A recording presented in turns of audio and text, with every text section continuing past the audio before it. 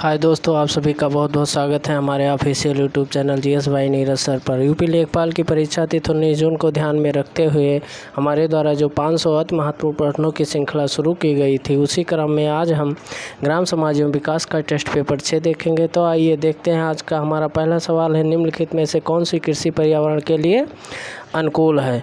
जैव कृषि, झूम खेती, अधिक उपज देने वाली किस्मों की खेती, कांच घरों में पैदा पौधे उगाने वाली खेती।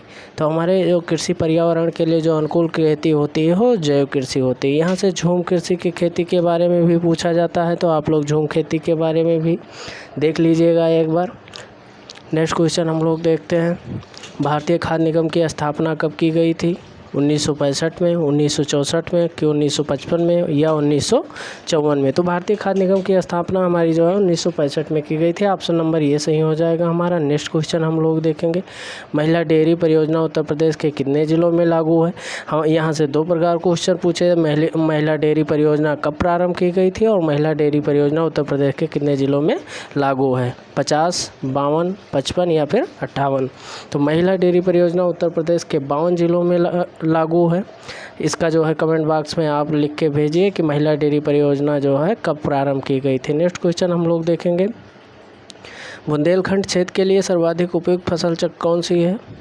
ज्वार, अरहर, मक्का, आलू, धान, मसूर, धान, मटर और मुंडा। बुंदेलखंड क्षेत्र के लिए सर्वाधिक उपयुक्त फसल जो मानी जाती है वो ज्वार और अरहर मानी जाती है। नेक्स्ट क्वेश्चन हम लोग देखेंगे, नेशनल शुगर इंस्टीट्यूट कहाँ स्थित है? लखनऊ, बरेली, कानपुर, मेरठ। तो नेशनल शुगर इंस्टीट्यूट हमारा जो है कानपुर में स्थित है। नेक्स्ट क्वेश्चन हम लोग देखेंगे, निम्नलिखित में से किस राज्य सरकार द्वारा शुद्ध पेयजल को उपलब्ध करवाने के लिए ड्रिंक फ्रॉम टैप योजना की शुरुआत की गई है? केरल, उत्तर प्रदेश, उड़ीसा, आंध्र प्रदेश। तो उड़ीसा सरकार द्वारा ड्रिंक फ्रॉम टैप योजना की शुरुआत की गई है शुद्ध पेयजल उपलब्ध कराने के लिए। हमारा ऑप्शन नंबर सी सही हो जाएगा। नेक्स्ट क्वेश्चन हम लोग देखेंगे, भारत में मक्का का शीर्ष उत्पादक राज्य कौन सा है?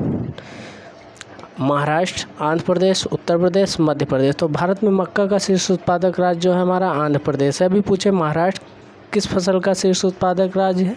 तो महाराष्ट्र हमारा ज्वार शीर्ष उत्पादक राज्य है। उत्तर प्रदेश हमारा गेहूं शीर्ष उत्पादक राज्य है। और मध्य प्रदेश की बात की जाए तो मध्य प्रदेश हमारा सोयाबीन शीर्ष उत्पादक राज्य है।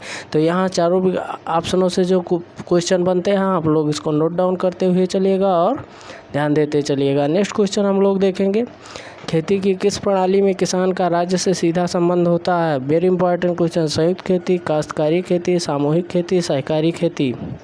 आप लोग कमेंट में बताइए किस खेती से जो है राज्य सरकार का सीधा संबंध होता है? राज्य से सीधा संबंध होता है काश्तकारी खेती से। नेक्स्ट क्वेश्चन हम लोग देखेंगे, उत्तर प्रदेश के दक्षिण में स्थित पठारी भाग की सर्वाधिक ऊंची पहाड़ी कौन सी है? विंध्याचल, सोनाकर, बघेलखंड, कैमूर। उत्तर प्रदेश के दक्षिण में स्थित पठारी भाग की सर्वाधिक ऊंचाई जो है वो सोनाकर है। नेक्स्ट क्वेश्चन हम लोग देखेंगे, वर्तमान में उत्तर प्रदेश में कितने मंडल हैं?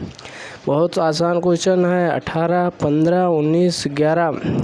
वर्तमान में उत्तर प्रदेश में हमारे 18 मंडल हैं। सबसे बड़ा मंडल कौन है? आप लोग कमेंट बॉक्स में लिख के ज़रूर बताएं। और सबसे छोटा मंडल कौन है? नेक्स्ट क्वेश्चन हम लोग देखेंगे, निम्नलिखित में से किस स्थान पर भारतीय वायुसेना द्वारा दुनिया का सबसे ऊंचा mobile air traffic control tower का निर्माण किया गया है? अबू धाबी, माउंट एंटोरियो, लद्दाख, अलास्का। तो हमारे भारत सरकार द्वारा लद्दाख में सबसे ऊंचा mobile air traffic control tower का निर्माण किया गया है। हमारा ऑप्शन नंबर सी सही हो जाएगा। नेक्स्ट क्वेश्चन हम लोग देखेंगे, उत्पादकता को बढ़ाने के लिए किस कृषि पद्धति का प्रयोग करना चाहिए? फसल चक्र, समन्वित पोषक प्रबंध, समन्वित कीट प्रबंध, पर्माकल्चर। बहुत इंपॉर्टेंट क्वेश्चन है, हमारा ऑप्शन नंबर डी सही होगा। पर्माकल्चर जो है उत्पादकता को बढ़ाने के लिए कृषि पद्धति का प्रयोग करना चाहिए। नेक्स्ट क्वेश्चन हम लोग देखेंगे, भारत में तिलहन प्रौद्योगिकी मिशन को प्रारंभ किया गया कब? 1960 में या 1986 में, 1976 में, 1966 में? भारत में तिलहन प्रौद्योगिकी मिशन का जो प्रारंभ किया था 1986 में किया गया था। अभी क्वेश्चन यहीं से पूछ ले, तिलहन उत्पादन में भारत का कौन सा राज्य जो है शीर्ष पर है? तो हमारा राजस्थान तिलहन उत्पादन में सबसे शीर्ष स्थान पे है। भी याद करते रहिए, याद करते चलिएगा। नेक्स्ट क्वेश्चन हम लोग देखेंगे, एग्री सिल्वीकल्चर का तात्पर्य है फसलें प्लस फल वृक्ष, फसलें प्लस ईंधन के वृक्ष, फसलें प्लस फल प्लस ईंधन, पेड़ प्लस चारागाह प्लस पशु। तो एग्री सिल्व कल्चर का तात्पर्य हमारा जो होता है फसलें प्लस ईंधन के वृक्ष के रूप में होता है। नेक्स्ट क्वेश्चन हम लोग देखेंगे, भारत में जमींदारी भू व्यवस्था किसके शासनकाल में लागू की गई थी? बहुत इंपॉर्टेंट क्वेश्चन है, कई बार एग्जामों में पूछा गया है। भारत में जमींदारी भू व्यवस्था जो है लॉर्ड कॉर्नवालिस के शासनकाल में जारी की गई थी। इन्हीं को जो है सिविल सेवा का जनक भी माना जाता है। और पूछा जाए कि सती प्रथा का रोक, सती प्रथा पे जो है अगर इनसे यहाँ से 2 क्वेश्चन बनेंगे कि जो है जमींदारी भू व्यवस्था किसके शासनकाल में लागू की गई थी? Lord Cornwallis. और किसको जो है सिविल सेवा का जनक माना जाता है? तो वो भी हमारा जो हो जाएगा लॉर्ड कॉर्नवालिस हो जाएगा। विलियम बेंटिक के बारे में थोड़ा बात कर लेते हैं। विलियम बेंटिक कौन थे? विलियम बेंटिक जो है भारत के पहले गवर्नर जनरल थे और इन्हीं के शासनकाल में 1829 में सती प्रथा पर रोक भी लगाया गया था। अब थॉमस मुनरो की बात करें। थॉमस मुनरो जो है रैयतवाड़ी व्यवस्था को लागू करने वाले माने जाते हैं। शुरुआत की थी रैयतवाड़ी व्यवस्था की शुरुआत की थी थॉमस मुनरो ने। लॉर्ड कैनिंग का संबंध क्या है? लॉर्ड कैनिंग हमारे भारत के अंतिम गवर्नर जनरल एवं भारत के प्रथम वायसराय थे। इन्हीं के शासनकाल में 1856 में विधवा पुनर्विवाह का नियम पारित हुआ था। नेक्स्ट क्वेश्चन हम लोग देखेंगे, भारतीय दलहन अनुसंधान केंद्र स्थित है लखनऊ में, कानपुर में, फैजाबाद में, वाराणसी में। तो भारतीय दलहन अनुसंधान केंद्र जो है हमारे कानपुर में स्थित है। दलहन उत्पादन में शीर्ष राज्य कौन सा है? राजस्थान। तो ये सब भी जो है आप लोग ध्यान में रखते हुए चलिएगा। केंद्रीय धान अनुसंधान केंद्र कहाँ अवस्थित है? कटक, या देहरादून या शिमला या बेंगलुरु। तो केंद्रीय धान अनुसंधान केंद्र जो हमारा है कटक में स्थित है। कई बार ये क्वेश्चन पूछा गया है, आप लोग इसको बिल्कुल ध्यान में रखते हुए चलिएगा, एकदम से तैयार करते हुए चलिएगा। नेक्स्ट क्वेश्चन हमारा है, इंडियन इंस्टीट्यूट ऑफ पेट्रोलियम कहाँ स्थित है? भोपाल, मुंबई, डिगबोई, देहरादून। तो हमारे इंडियन इंस्टीट्यूट ऑफ पेट्रोलियम जो स्थित है देहरादून में स्थित है। नेक्स्ट क्वेश्चन हम लोग देखेंगे, सामाजिक वानिकी योजना का प्रारंभ कब किया गया था? 1986, 1974, 1976 या 1979 में।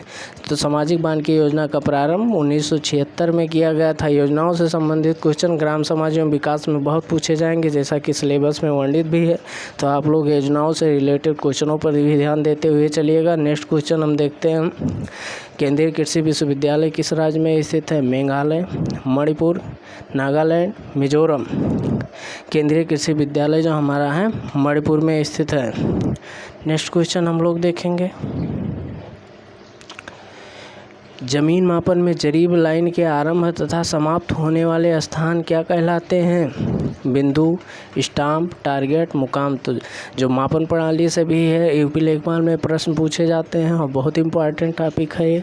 इसका बहुत अच्छे से वर्णन है सिलेबस के अंदर, तो आप लोग ये इस टॉपिक को भी अच्छे से तैयार करते हुए चलिएगा। हमने जो है सारे पॉइंट से, सारे बिंदुओं से जो है क्वेश्चनों को रखने का कोशिश किया है ताकि आप लोगों को ज़्यादा से ज़्यादा परीक्षा में मदद मिल सके। इसलिए आप लोगों से विनम्र आग्रह है कि आप लोग चैनल को ज़्यादा से ज़्यादा सब्सक्राइब करें, शेयर करें, लाइक करें। अगर वीडियो अच्छा ना लगे तो कमेंट बॉक्स में ज़रूर लिख के बताएँ। आप लोगों का बहुत बहुत स्वागत रहेगा। नेक्स्ट क्वेश्चन हम लोग देखेंगे, तो इसका हमारा सही ऑप्शन क्या हो जाएगा? मुकाम को कहते हैं जमीन मापन में जरीब लाइन के आरंभ तथा समाप्त होने वाले स्थान को। नेक्स्ट क्वेश्चन हम लोग देखेंगे, उत्तर प्रदेश में कन्या विद्याधन योजना आरंभ कब की गई थी?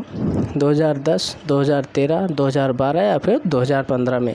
तो उत्तर प्रदेश में कन्या विद्याधन योजना आरंभ की गई थी 2013 में। हमारा राइट आंसर हो जाएगा बी। नेक्स्ट क्वेश्चन हम लोग देखेंगे, रानी लक्ष्मीबाई पेंशन योजना के अंतर्गत कितनी धनराशि प्रतिमाह दी जाती है? बहुत इंपॉर्टेंट क्वेश्चन है। योजनाओं से, जैसा कि मैंने पहले ही बता दिया है, योजनाओं से क्वेश्चन पूछा ही जाना है, क्योंकि योजनाओं के बारे में सिलेबस में विस्तृत सिलेबस में वर्णन किया गया है। तो आप लोग योजनाओं के बारे में, योजनाओं से संबंधित सारी जानकारियों को जो है तैयार करते हुए चलिएगा। रानी लक्ष्मीबाई पेंशन योजना के अंतर्गत कितनी धनराशि प्रतिमाह दी जाती है? 1000, 400, 500 या 300। तो रानी लक्ष्मीबाई पेंशन योजना के अंतर्गत प्रतिमाह 400 की राशि जो है प्रदान की जाती है। नेक्स्ट क्वेश्चन हम लोग देखेंगे, ग्रामीण किसानों को जानकारी देने हेतु उत्तर प्रदेश सरकार द्वारा आरंभ की गई योजना है मैसेंजर योजना, किसान रथ योजना, किसान सेवा केंद्र, उपरोक्त सभी। तो ग्रामीण किसानों को जानकारी देने हेतु उत्तर प्रदेश सरकार द्वारा किसान रथ योजना प्रारंभ की गई। हमारा राइट आंसर बी हो जाएगा। नेक्स्ट क्वेश्चन हम लोग देखेंगे और आज का लास्ट क्वेश्चन है, उत्तर प्रदेश सरकार ने महामाया गरीबी आर्थिक मदद योजना कब प्रारंभ की? 2021, 2005 या फिर 2010 या फिर 2008 कब प्रारंभ की? तो हमारा यहाँ से राइट ऑप्शन जो है सी सही हो जाएगा, 2010 में। मिलते हैं नेक्स्ट वीडियो में, तब तक के लिए जय हिंद।